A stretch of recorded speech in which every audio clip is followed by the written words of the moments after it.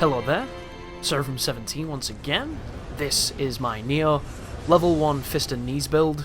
We are Raoh, true successor to Hokuto no Ken, and I'm going to be sticking in this spike into the crystal to give me one of those regenerative pools of light.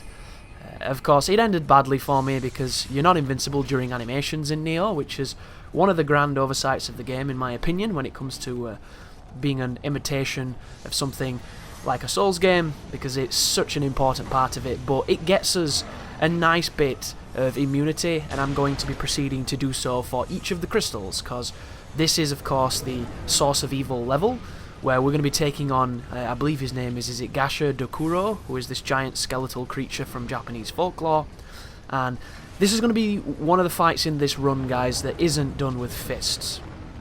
And you might be gasping aback, you know, beholding what that statement even means, and unfortunately I don't have the damage for this, so I tried for about 2 hours just to see how far I could get by being stubborn with the setup that I've got, and I knocked this thing down 4 times, and I'd only done like 2/3 of its life. Then after that I had absolutely no damage left to do to it. I was doing 50 damage with my fists, I was doing like 100 damage with my knees, and it was taking 10 to 15 minutes to knock him down. So I just kind of gave it up as a bad job for the moment, and there's the opportunity that I will come back when I've got the Mystic Art so that I can cast instantly, and when I've got more talismans to just have damage, or perhaps when I figured out better ways to make the build stronger. But as it stands, this is going to be an encounter done using weapons. So Gasha is weak to every element because it's kind of a gimmick fight, and the gimmick is quite simple if you've not done it before. You have to damage one of his limbs. Both the key damage and the health damage of it will then stagger the boss will then be frozen by the spellcaster, and then you get chance to wail on him for as long as you can. And in this first phase, depending on how you fall down or where you stand, will depend on how you approach this fight.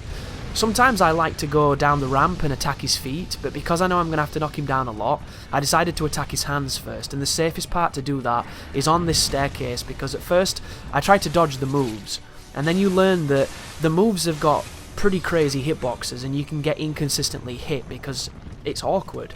So instead of doing the dodges on a long fight like this, where I would knock him down 3 times and then get hit by a move I dodged a dozen times before, I found out that if you just change platforms coming upwards the same way you can change platforms going downwards, he can't hit you correctly. And I just used the same math from that first strategy that I had against this boss to help me out here. And I've swapped to my fists now. He's knocked down. I've used both Carnage and the Fist Talisman, and I'm doing good damage here. As you can see, I'm doing a nice chunk of damage on him, but I get to do this one more time and then I don't do any more damage, and that's the reason why I couldn't kill the boss, guys, because I just didn't have enough fist, you know. It's one of the things that I ran into when I was doing this run. I never imagined that I would be doing so little damage with just standard fists at this point, because I completely overestimated how good and how functional they would be. Because when you go on GameFAQs, there was a ton of people talking about how viable the fists were and all these other things, and of course, they weren't level 1. So when you level up, you can get a whole host of different skills and passives that are going to help you get all the things you need, and boom, your fists are going to be great, probably.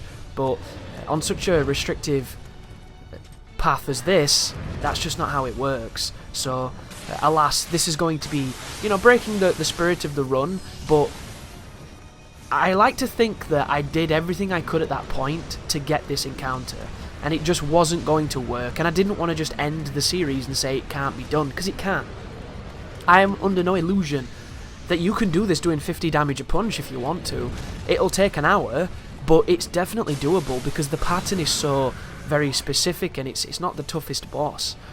The biggest challenge you're going to face versus that Gasha is, if you're in this fight as long as I'm in it, he summons a spear guy down by his feet. So not only is there the fire elemental that's being a dickhead, there's the guy with the bow who's being a dickhead, who can hit you through this boss's head when you attack it like now, but there's also a dude with a spear down on the ground who keeps respawning, so you've got all these extra elements to kind of contend with, and it gets crazy.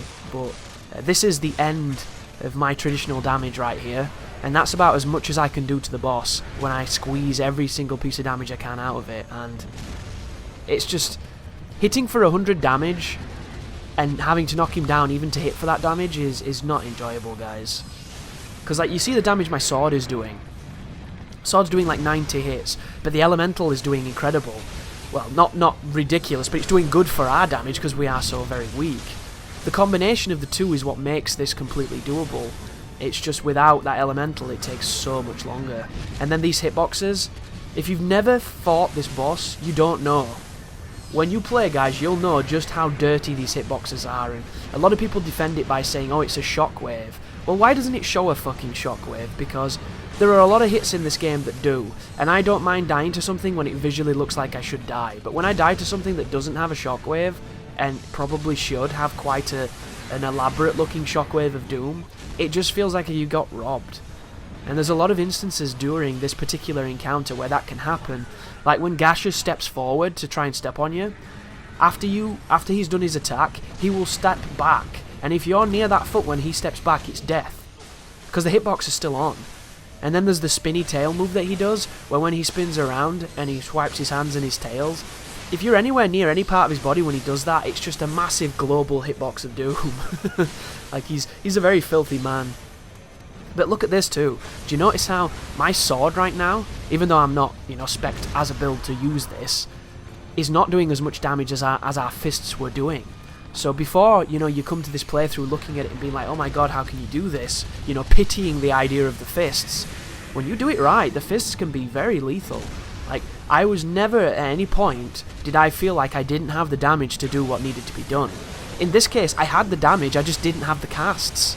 And it's that weird thing of, I was under no illusion from the very beginning that we would have the damage. We would have the damage from a very early part of the game. Like, we had the damage by a few levels. It's just getting access to it, because the moment you cast that talisman, you're vulnerable, so you can die at that point.